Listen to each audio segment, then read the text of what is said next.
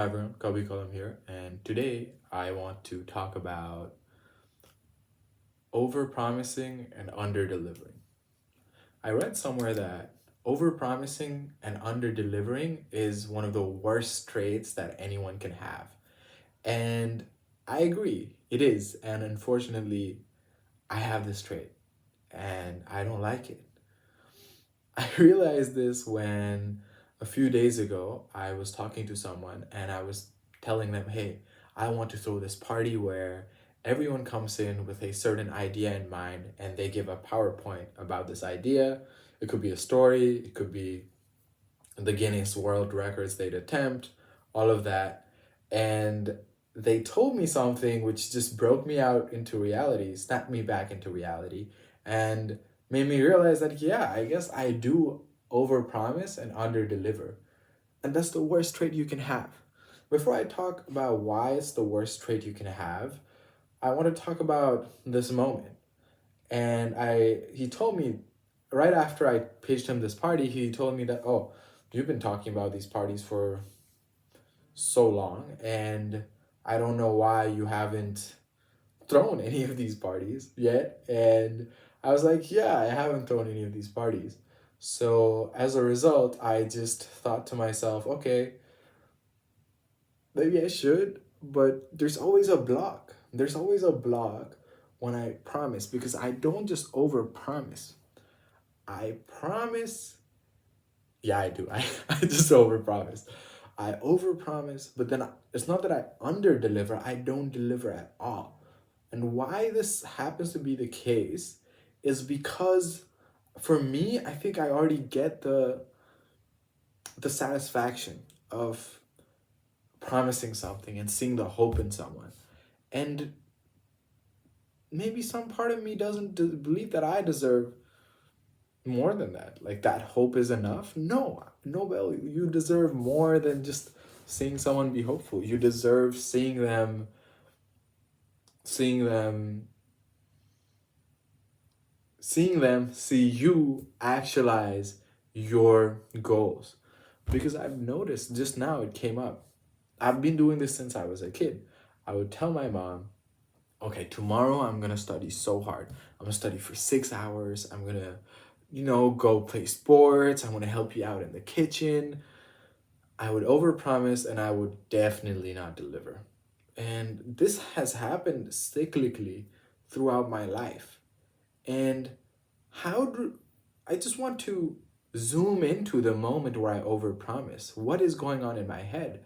And from now, if I a moment that I overpromise, what is going on in my head is I want instant gratification. I want to see it immediately. I cannot deal with the fact that this person can be thinking about me negatively for a long period of time. I don't want them to go to sleep thinking bad things about me. I don't want them to think that, okay, Nobel is X, Y, and Z, and X, Y, and Z being bad things, or I don't want them to think I'm lazy. So I tell them this immediately. And I think this is just a quick fix. Like you can only do this once or twice with someone, but then the third time or the fourth time, they'll know that you're just someone who overpromises and doesn't deliver. And that's really not a good trait to have. And even masculinity wise, you want to be someone who makes things happen, not someone who says they'll make things happen but does not. And I feel like that is something that I've noticed. And how does one change this habit? Maybe it starts with changing the fact that you overpromise or you overpromise and overdeliver. But how about underpromising and over-delivering? That works a lot. But why not medium promising and medium delivering? Like exactly what you say you do, you'll do it. I also like that a lot. But now it comes to the question, how do I shift myself towards being someone who promises and delivers, who doesn't overpromise and who doesn't underdeliver? For that, I'm thinking about everything that I've been overpromising or even promising the past few days. I've promised a song to my sister, to my friends, that I would make a song, that it would be the best song. It's going to be so amazing. I've promised all of these things that my sister has been so hyped waiting for me to release this song, and I haven't worked jack shit on this. That's one thing that I'm over promising about. Number two, I'm over promising about my success after college. I've told my parents, oh, people get paid 20,000 dirhams, they get paid 18,000 dirhams. I tell them that I do have a good life after graduation, when in fact I might not. I mean, um, there's a possibility that I might not. I don't want to think about that because I believe in manifesting things. But just I don't want to see them sad even for a moment. So I will immediately overpromise and put a band-aid, another band-aid, just to make sure that they don't feel sad. When in fact maybe the sadness is required. What else am I overpromising about? I'm overpromising my friends about my parties that I would like to throw, because I have so many events that I would like to host in my own dorm. And whenever someone looks at me, whenever someone's nice to me, I want them to feel like, okay, I'm going to include you in something that's going to be so cool, that's going to completely change your perception of me. And maybe that's also one of the fields that I overpromise in. I overpromise in my creativity with my sister. I overpromise in my career prospects with my parents. I overpromise in my social opportunities with my friends. Now, do I overpromise to myself? Yes, I do. I overpromise to myself by telling myself just this, like I told myself that, okay, every day you're gonna make one nostalgia type beat. You're gonna find your sound. Every day you're gonna speak into the camera for 10 minutes. Alhamdulillah, I'm doing that right now. But I'm overpromising to myself. I could make 10 seconds of a beat every day. I could do that. That would be promising and delivering. You know what? Maybe I should change it to that. Maybe I should put myself in a lower regard and then over deliver, and then maybe make a whole song. And but I go into it with the mindset that I'm only going to do this much. Even when speaking to people, I'm only going to do a little function. It's not that big. There's not going to be many people. There's with my sister, maybe I should have underpromised as well. I overpromised the fact that I'm gonna get her a Porsche. She's gonna live a good life, and she does work so hard. She works these night shifts, and maybe she does see me as someone who would be there to get her out of this manual working cycle that she's in. So that's also something that I love to deliver on. So right now, these are three things I need to deliver on: career prospects, my artistry, and my social opportunities. Those are all the things I would like to deliver on. And for that, I need to stop over promising to myself and just be realistic. But that's the thing. I don't know what is realistic for myself. And how do I assess that something is realistic for myself? I just look at the past. Have I done this before?